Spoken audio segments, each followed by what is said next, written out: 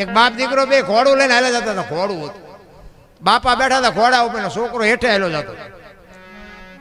ગામનો સોરો હોય, અહીંયા તો બધી રીતિ સીધી બેઠી હોય, ત્યાંથી નીકળ્યા તા કે ગઢો આખો ઘોડા માથે ચડીને જાય છે, ઓલું ફૂલડા જેવું છોકરું હેઠે હાલ્યું છે, આને શરમ નહીં આવતી હોય. પછી ગામ બહાર નીકળીને પછી એના બાપા કે બેટા, એના છોકરાને કે બેટા તું બેહી જા, હાલ હું હેઠે હાલ્યો. બીજું ગામ આવ્યું ને તો અહીંયા સોરા પાસે નીકળ્યા હતા કે જુવાન આખો છોકરો ઘોડા ઉપર છે, ઓલા ગઢા ડોહાના ટાંટિયા તોડાવે, અમને સે શરમ જેવું. પછી બહાર નીકળીને કે બાપા એક કામ કરે, હાલો ને આપણે બે બેહી જઈ. બે બેહી ગયા. બીજું ગામ આવ્યું ને કે આમને દયા જેવો સાંટો છે, બે સોટ્યા હી ગયા. પછી બહાર નીકળીને કે બાપા ભલે ઘોડી વાયા હેલી, હવે આપણે હેઠા હેલ્યા જઈએ. બીજું ગામ આવ્યું ને કે આમના ઘોડાના પૈસા શું કામ ખર્ચાય છે, બે ટાંટિયા તોડીને હેલ્યા જાય છે. હવે આ દુનિયાને તમે કેમ ફૂગો, તમે કયો મને? આ દોરંગી દુનિયાના શું ધોખા ધરવાના? આની આ દુનિયા છે રામ. કોઈ દુનિયા રે કાંઈ લેવા, તમે તમારી મસ્તીમાં જીવો, મોજમાં જીવો, બાકી વાતમાં કાંઈ છે જ નહીં. હવે આ અબોલ જીવની સેવા કરે હે? આ કોઈ ગરીબ માગણને બટકો રોટલો દે? આ મા બાપને પગે લાગે? અને આવા ચાચા છે એટલે ધરતી કપ થાય છે. પણ કહેવાનો મારો મિનિંગ કે બાપુ તમને મને એક માણસનો અવતાર મળ્યો છે ને મને તો એમ થાય કે મોજ કરી લ્યો ભાઈ. જેટલું જીવાય એટલું, આપણને ખબર નથી ક્યારે ચિઠ્ઠી આપણી ફાટી જાય, પણ જેટલું જીવાય એટલું બાપુ આનંદ કરો, મોજ કરો. બાકી તો છે ને મરવાનું છે વાત પાકી છે, અને કેમ મરવાનું છે એને જોવાનું, કેમ જીવવાનું એ આપણે જોવાનું. બસ મરવાનું કેવી રીતે એને બધું નક્કી કરીને જ રાખ્યું, એ શું આપણે યાદ કરીને કામ છે. એટલે એક સતીશભાઈના માતુશ્રી સ્વર્ગસ્થ થયા છે, એટલે એક માનો પ્રસંગ મને યાદ આવ્યો. એટલે માં તો માં છે ભાઈ. એક માની વાણી બાપુ પુરુષોત્તમ બાપુ એવું કહે છે કે મારી માં તો મારી માં છે. અને બાપુ છે ને, મારી માંથી હું છું, તમારી માંથી તમે છો. માત પિતાને ચૂક્યા ને, મારી તો એક, હું તો હાથ જોડીને વિનંતી કરું છું. હું કોઈ તમને કોઈ રિક્વેસ્ટ કરું છું, કોઈ શિખામણ દઉં એવી વાત નથી. તમારે જીવનમાં દુઃખી ન થવું હોય તો હાથ જોડીને વિનંતી કરું છું કે માને બાપને બાપુ દુઃખી ન કરતા કોઈ દી. હું તો આ બહેનોને ખાસ કહું કે તમારા સાસરિયામાં ગયા પછી તમારા સાસુ સસરા છે ને, એ જ તમારા માત પિતા છે. એને હાચવજો, એને પાણીની જરૂર હોય તો પાણી પાજો, બાવડું પકડવાની જરૂર હોય તો બાવડું પકડજો. અને એના આશીર્વાદ બાપુ અડી જાય ને, તમારા સંતાનમાં જો કાંઈ ખામી આવે ને તો બાપુ હું ભજન ગાવાનું બંધ કરી દઉં ભલા. એની આંતળીની દુઆ તમારું કામ કરી જાય. પણ તમે જો સાસુ સસરાને નહીં રાખો, માત પિતાને નહીં રાખો ને, જિંદગીમાં બાપુ કોઈ આંગળી, અખિલ બ્રહ્માંડનો માલિક તમારી આંગળી ન પકડે, ગેરંટી આપણી. એટલે પુરુષોત્તમ એટલે કહે છે કે મારી માં તો મારી માં છે ભાઈ. માં જેવું બાપુ પાત્ર આ દુનિયામાં એક વિચાર તો કરો. 9 મહિના ઉદરમાં રાખે, લોહીનું દૂધ કરીને તમને મને પાય, મારો દીકરો મારો દીકરો મારો દીકરો કરી કરી અને માં ભીને હુએ, આપણને હુકે હુડાવે, મોઢામાંથી કોળિયા કાઢીને આપણને મોટા કરે. અને એ તમે જુવાન થયા પછી જો માને બાપને આશ્રમમાં મૂકવા જાઓ, શું હવે આનો બદલો તમને ભગવાન શું આપે ભલા મને? કોઈ બાપુ, અરે ઘણા એવું કહે છે કે અમુક મા બાપ એવા હોય તો કે આમ છે ને તેમ છે ને ભલા. અમને ઘણા કે અમે તમારા વિડીયા જોઈએ. મારે એક જગ્યાએ મારે એક બેન મને કહેતા હતા, મને કે અમુક મા બાપે કચકચિયા હોય, એ ચારેક કહેજો. એટલે મેં કીધું એમને તો જાણે ગુડી જ દીધેલા છે. મેં કીધું મા બાપને, એટલે જ મેં કીધું મને ભલામણ કરે છે. એટલે ભલે મા બાપનો સ્વભાવ હોય, હું માનું છું, નથી માનતો એવું નથી, પણ બાપુ તમારા માત પિતા તમને ગાળ દેતો હોય ભલે, તમને મારે તોય ભલે, તમારું વાંકું બોલે તોય ભલે, તમારે એને કોઈ સલાહ દેવાની જરૂર નથી બાપુ. એ એનું કર્મ એના આગળ, તમારું કર્મ તમારા આગળ. તમે એની જે કાંઈ સેવા થાય કર્યા જાઓ. ગાળ્યું દેતો હોય એનું મોટું ગંધાય, તમારે કાંઈ જોવાની જરૂર નથી. ભલે કચકચ કરતા હોય તો ભલે કચકચ કરે, પણ તમારા છે. કહેવાનો મારો મિનિંગ તમારા છે, એને તમારે જ હાચવવા પડે, જગત કોઈ નો હાચવે. મને તો એમ થાય કે આટલા બધા જો આ વૃદ્ધાશ્રમ ન હોત તો આ મા બાપ રોડ માથે રખડતા કેટલા હોત? હે, એ ક્યાં ખાવા જાત, ક્યાં હુવા જાત, શું કરત? આ વૃદ્ધાશ્રમો વાળાને હું તો દિલથી સલામ કરું છું કે આટલા આપણે એક માને ને એક બાપને નથી હાચવી શકતા. અહીંયા તમે જુઓ તો કેટલાને હાચવે છે. તો અહીંયા હવે એમને માણસોની જરૂર, હવે વ્રત શરીર હોય ને તો બધી બાપુ માણાની જરૂર પડે. ધન્યવાદ ન દેવાય? આપણી માને આપણા બાપને આપણે એકને ન જાળવી શકીએ. 2-4 છોકરા હોય, 2-4 છોકરા વચ્ચે એક માત પિતા ન હચવાય, પછી આપણે શું બાપુ? આપણે દાણા જોવરાવો, ગમે જોવરાવો તો તમારા દખ કોઈ દી મટે? કોઈ દી ન મટે. એટલે પુરુષોત્તમ કહે છે કે મારી માં તો મારી માં છે.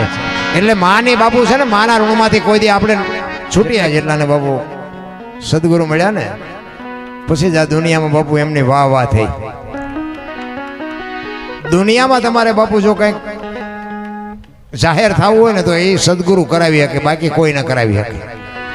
પૈસાથી એવા કાંઈક પૈસાવાળા વ્યાઈ ગયા ને કાંઈક કરોડપતિ વ્યાઈ ગયા, મોટા હતા, મયપતિ ગજબ હતા, ગંભીર સબળ, જેના શરીર મહાણે દીઠા મેકરણ, હારા હારા કંસ કૌરવ ને રાવણ જેવા હતા, નહોતા થઈ ગયા. કોઈ નથી ઓળખતું. પણ એવા સદગુરુનો બાપુ જ્યારે ભેટો થયો અને સદગુરુ મહારાજની જ્યારે એની માથે એવી કૃપા દૃષ્ટિ થઈ ગઈ, આ દુનિયામાં બાપુ આમ અમર કરી નાખ્યા કે આ દુનિયામાં નામ રહનતા ઠકરા, નાણા નહીં રહન, કીર્તિ હુંડા કોટડા, કોઈ દી પાડ્યા નહીં પડન. બાપુ એવા એવા મહાપુરુષોના છેડા અડી ગયા. આ જાડેજોન, માલદેન, સાસટીઓન, કુંભોન, આ એકે હામા મળ્યા હારા નહીં. આ દુનિયામાં પૂજાઈ ગયા ભાઈ. પણ તમને મને ટાણું મળ્યું છે.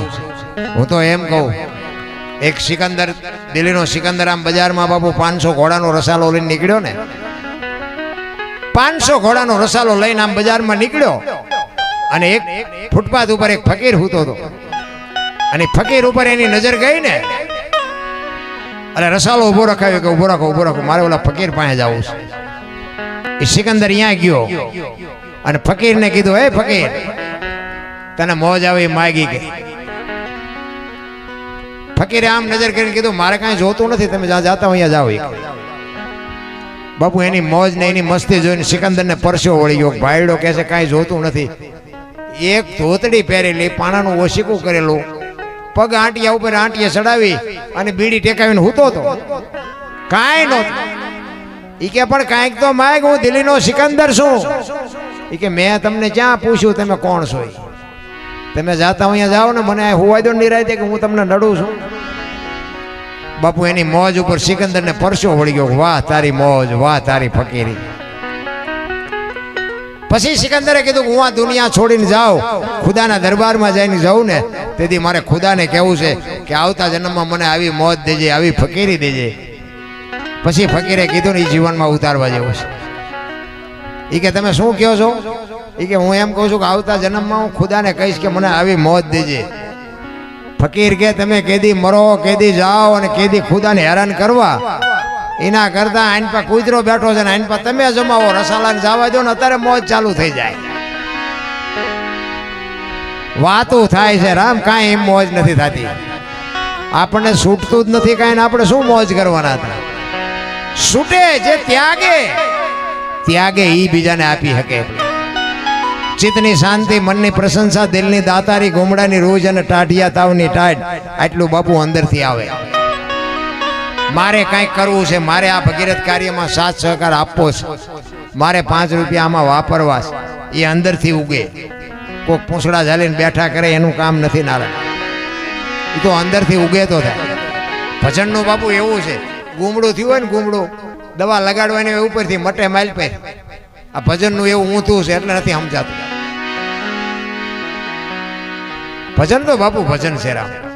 જેને મહાપુરુષોએ નરસિંહ મહેતાના કે 52 કામ કર્યા, તમે જુઓ તો ખરા. શું એને લોન લીધી છે એની પાસે? 52 કામ કરે. અને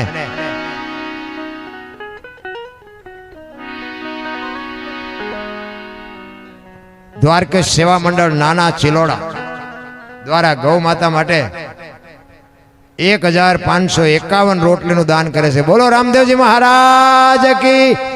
ધન્યવાદ, ધન્યવાદ. આવા દાતારોને બાપુ જોરદાર તાલીઓથી એકવાર વધાવી લ્યો. ખરેખર આ બાપુ છે ને, એક સંસ્કાર હોય તો આ બધું થઈ શકે છે. બાકી લીધેલા નથી દેતા, દાન સીના દે. લઈ ગયા છે ને એ પાછા નથી દેતા. હું મારી વાત કરું, હું કોક ના કઢાવી દેતો હતો, મારા પૂછ માર્યા હતા. બોલો, બીજાના નો કાઢે ને એ મારી પાસે આવતા હતા. એ કે બાપુ આ પૈસા નથી કાઢે. હું એમ કહું મને કેટલા દેવાના, નો શું કાઢે, એવા કંત્રાટ રાખતો હતો. અત્યારે મારા બૂસ માર્યા, બોલો. કાઢે ને એ મારી પાસે આવતા હતા. એ કે બાપુ આ પૈસા નથી કાઢે. હું એમ કહું મને કેટલા દેવાના, નો શું કાઢે, એવા કંત્રાટ રાખતો હતો. અત્યારે મારા બૂસ માર્યા, બોલો. મેં કીધું હવે ભલે માર્યા, હવે બચાય નહીં, હવે એ આપણે ન કરાય. હવે કારણ કે આ સમજણ વગરનું હતું ત્યાં સુધી બધું હાલ્યું. સમજણના ઘરમાં આવ્યા પછી બાપુ આ ન થઈ શકે. પછી તો તમારે જાતું જ કરવું પડે. અને જેટલું જાતું કરો ને એટલું મારો નાશ બેઠો બેઠો બધો હિસાબ રાખે જ છે. કોઈ એમ કહેતું અહીંયા તમે આ દાન આપ્યું કે અથવા તો એ સિવાયનું તમે કોઈ પણ દાન આપ્યું છે બાપુ એને નથી ખબર, એવું એમમાં ન રહેતું. તમે આ 1000 રૂપિયા આપ્યા હોય ને બાપુ જો 10 ગણું કરીને ન આપે તો દુનિયામાં માંડવા બાપુ ઉભાઈ ન રહે. રામ. અને બીજી એક વાત તમારી મને ઈ ગમી. સતીશભાઈ કહેતા હતા ઈ કે અમે જાતે જઈ અને વસ્તુ બધી આપવાની, ઈ મોટામાં મોટી વાત છે. લ્યો નકર એ તમને કોઈ 5 રૂપિયા આપી દે, એ રૂપિયા ક્યાં જાય, ગાયો ખાતી હોય, ખૂંટિયા ખાતા હોય, મારો રામ જાણે. કારણ કે કોઈ પછી હિસાબ જ નથી માગતું. કારણ કે એવા તો બધા અમને હોત અનુભવ થયા છે. અમારી પાસે પ્રોગ્રામ કરાવે, ગાયોના ઘાસચારા હાટું પ્રોગ્રામ કરો, ઘાસચારા આપણે એમ સારું હાલો આવી. પછી આપણે 2 લાખ કીધા હોય, 1.5 લાખ કીધા હોય, એમાંથી પછી આપણને કાપે, આપણે સારું હાલો ને ગાયું હાટું છે ને થોડા ઘણા ઓછા. પછી અમે આમ ઓડિયન્સમાં બાપુ ભીખ માગ્યો કે ભાઈ ગાયું હાટું છે કંઈક આપો. સારો માણા ઓળખી તો હોય, સતીશભાઈ જેવો હોય, એમ કે ભાઈ તમારા 5 ન હોય, તમારે 10 દેવા પડે. એમ કરીને ખેંચીને જેટલા ખેંચાય એટલા ખેંચી દઈ. પછી અમે એ ગામનો હોય ને એને અમે કોઈક પછી 2 4 5 દી 8 દી પછી ભેગો થઈને પૂછીને કે ઓલો ગાયોને ઘાસચારાનું પ્રોગ્રામ કર્યો તો ગાયોને ખડબડ નાખ્યું કે નહીં? તો કે નાખ્યું, પણ 50 મણ જેવું નાખ્યું હતું, બાકી તો ખૂંટિયા ખાઈ ગયા. પછી અમને ખબર પડી કે આ તો મારા દીકરા ગાયોનું નથી મૂકતા.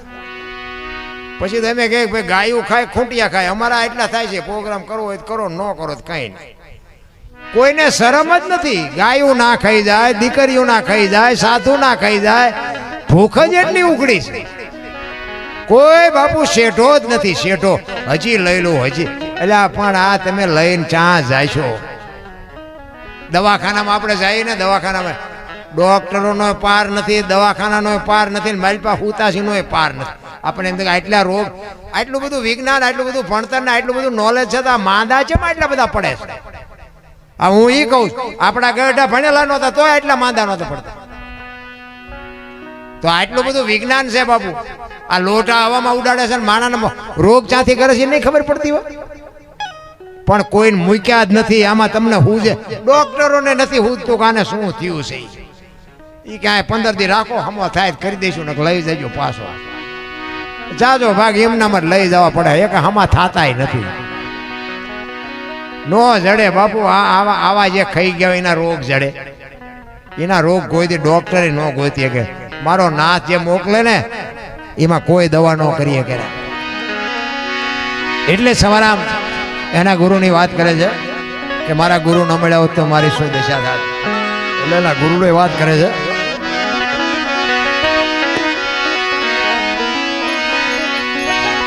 ચુગતી કરીને જોવા હાલી મારા સદગુરુએ બતાવી મને અમરનગર માયા તમ દેખ્યા, હું તો ભૂલી ગઈ તી દેહનું ભાન. આ સંતોના બાપુ અમુક શબ્દો છે ને, અમરનગર ને, અલખ ને, અજર અમર ને, આ બધા તમે ગુરુ મહારાજ તો હશે, બધાને તમારે હશે. આ બધાને પૂછજો કે અમરનગર ક્યાં આવ્યું, આ અલખ કેને કહેવાય, આ બધું અગમ અગોચર છે શું છે. આ બધા જે શબ્દો મહાપુરુષોએ મૂક્યા છે ને એની માથે પડદો રાખ્યો છે. જ્ઞાની પુરુષ હોય ને તો એનો તમને પડદો ઉકેલીને તમને ઓળખ કરાવી શકે. અલખ કોને કહેવાય? લખી ન કે એને અલખ કહેવાય. આ જો પહેલી વાત તો એક આ બોલ્યા જેવી વાત જ નથી. ભજન છે ને, ભજન આખી જુદી બાબત. બોલ્યા જેવી વાત જો બોલાય ને તો લખાય, ને લખાય તો દેખાય, ને દેખાય તો વંચાય. આ એવું છે નહીં. ભજન છે ને આખી વાત. આ તો મનોરંજન છે, આને ભજન ન કહેવાય. આ સમજવા માટે સદગુરુ જોવે ને સદગુરુને પૂછજો કે અલખ કોને કહેવાય. લખી ન કે એને અલખ કહેવાય. તો કેવી રીતે આપણને ખબર પડે? હું એનો એક તમને દાખલો આપું. કોઈ પણ માણસ તેલનો ડબ્બો લઈને આવતો હોય ને, તેલનો ડબ્બો, એને તમે પૂછો ને કે ડબ્બાના કેટલા પૈસા, એટલે કે 25 રૂપિયા.